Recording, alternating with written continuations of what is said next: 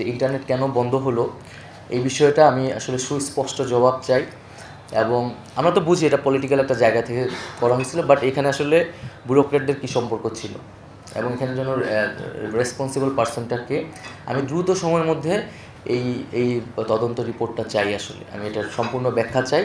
এটার জন্য আসলে কে কারা দায়িত্ব নেবেন বা এটা আপনারা একটু বলবেন, এটা আমাকে আমি জানালে খুশি হব।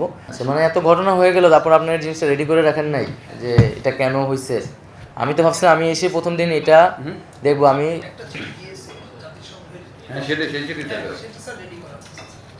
আচ্ছা, জাতিসংঘের জায়গা থেকে না, মানে আপনাদের প্রশাসনের জায়গা থেকে যে আমি এটার ব্যাখ্যাটা জানতে আসলে কি হয়েছিল, একদম যেটা সত্য, যেটা যদি মন্ত্রী সাহেবের অর্ডারে হয়ে থাকে সেটা আপনারা বলবেন, যেখানে ব্যুরোক্রেটরা যদি যুক্ত থাকে বা তাদের অপারগতা থাকলে সেটা আপনারা উল্লেখ করবেন।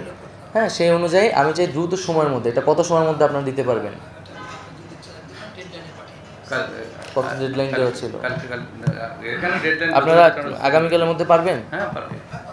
ঠিক আছে, তাহলে 24 ঘন্টার মধ্যে আমাকে একটা অন্তত প্রাথমিক ব্যাখ্যাটা আপনাদের প্রতিষ্ঠান থেকে আপনারা আমাদের কাছে আর কি এটা হাজির করবেন।